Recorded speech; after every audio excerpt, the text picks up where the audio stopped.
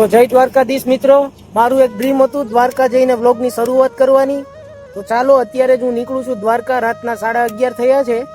બસ હું ને અજય બંને નીકળી ગયા છે. સવારે અમે વહેલા પહોંચી જશું. ભાઈ કોડીનારથી દ્વારકા છે ને 300 કિલોમીટર થાય, અને એ પણ અમે બંને બાઇક લઈને જઈએ છીએ. કમસે કમ અહીંયાથી 7 કલાક જેવું થશે, પણ હવે દ્વારકાવાળો સાથે છે એટલે નીકળી ગયા છે બંને. તો વેરાવળ પહોંચી ગયા છે. અમારા અજયભાઈ ચા પાણી પીને બેઠા છે.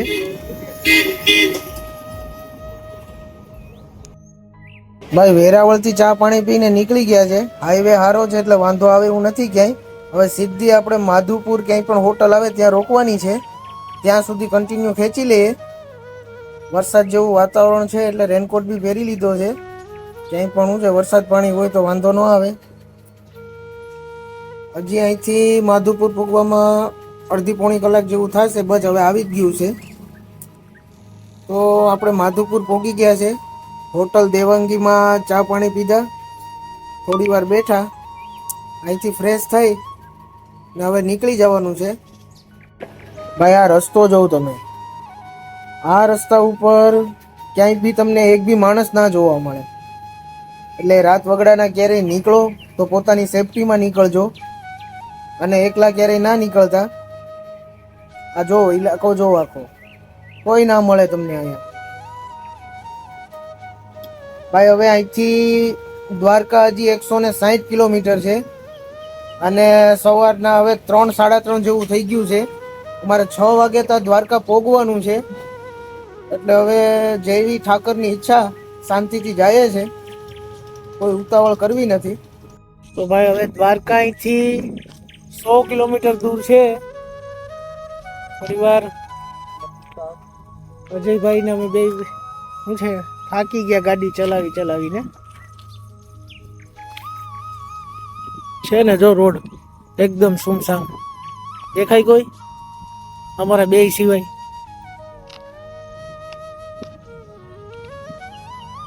કોલીખડા ગામ આવ્યું, કોલીખડા.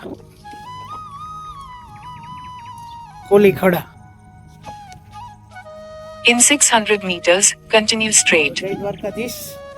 હવે પહોંચીએ વેલા.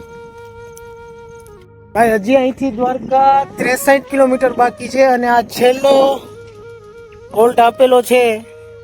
અમારા અજયભાઈ તો હુઈ પણ ગયા છે બેઠા બેઠા. પણ હવે સીધી ગાડી દ્વારકા ઉપશે. આરતીમાં આપણે પોગવાનું છે, એટલે બનતી ટ્રાય એવી કરશું કે આપણે 6 વાગે ત્યાં પોગી જઈએ.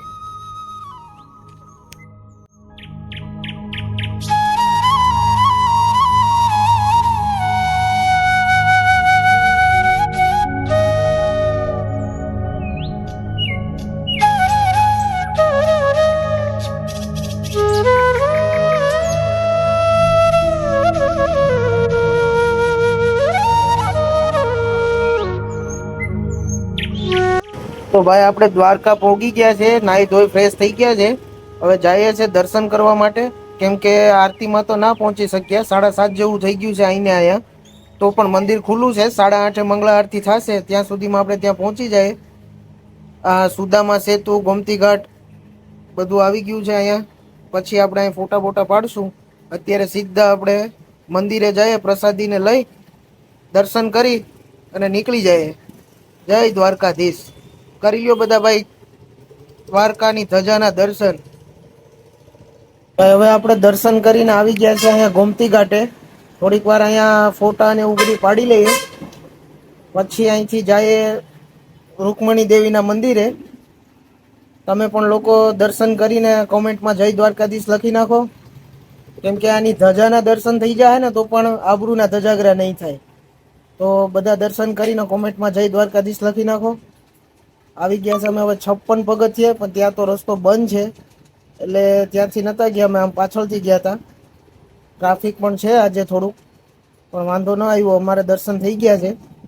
હવે દર્શન કરી હવે અમે જઈએ છીએ આપણી 2 વ્હીલ જ્યાં પડી છે ત્યાં પાર્કિંગમાંથી ગાડી લઈ અને હવે નીકળીએ રૂકમણી દેવીના મંદિરે.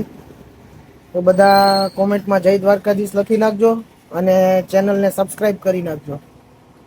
ભાઈ દ્વારકાના દર્શન તો શાંતિપૂર્વક થઈ ગયા છે. હવે અમે બંને ચા પાણી પી અહીંથી બાઇક લઈ અને સીધા જાય છે રૂકમણી મંદિર. ત્યાં દર્શન કરી લઈએ. આ છે ભાઈ રૂકમણી દેવીનું મંદિર, જે શ્રી કૃષ્ણના પત્ની છે. દ્વારકા આવો તો અહીંયા આવવાનું ભૂલતા નહીં. દ્વારકાથી આ 2 કિલોમીટરની અંદર જ છે. એટલે અહીંયા બી લોકેશન સારું જ છે. જોઉં તમે અહીંનો નજારો એક વખત. બહુ મસ્ત છે મંદિર પણ.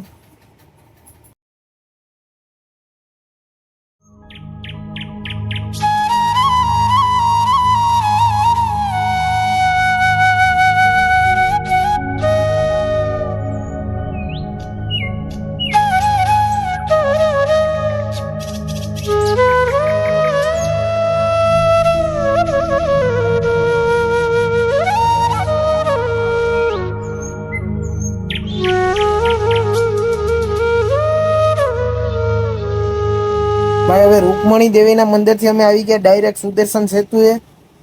અહીંનો નજારો જોરદાર છે. એમ કે અહીંયા બેઠા પછી એવું લાગે છે કે ઘરે નથી જવું. બધો થાક અહીંયા જ ઉતરી ગયો છે અમારો. થોડી વાર અહીંયા બેઠીએ, ફોટા અને વિડીયો ને એવું બનાવીને પછી અહીંથી દ્વારકાધીશનું નામ લઈને નીકળીએ પાછા કોડીનાર. કેમ કે હજી અમારે અહીંથી 320 કિલોમીટર કાપવાનું છે કોડીનાર પોગવામાં. એટલે 12 વાગે નીકળશું તો પણ 6-7 વાગી જશે પોગવામાં. ભાઈ આ પુલ બી જોરદાર બનાવ્યો છે. અને દ્વારકા આવો તો અહીં આવવાનું ભૂલતા નહીં. દ્વારકાથી આ 35 કિલોમીટર થાય. 45થી 40 મિનિટનો રસ્તો છે. રસ્તો બી સારો છે. પણ અહીંયા બસ એવું જ લાગે કે અહીંથી જવું નથી ક્યાંય. પવન પણ એવો જ છે અહીંયા. અને વાતાવરણ બી એકદમ ઠંડુ, કેમ કે દરિયા કિનારે જ છે. ભાઈ હવે હું આપણો વ્લોગ અહીંયા પૂરો કરું છું. ફર્સ્ટ ટાઈમ વ્લોગ બનાવ્યો છે તો થોડી ઘણી ભૂલ પણ થઈ હશે આમાં. તો જે કાંઈ ભૂલ હોય એ જતી કરજો.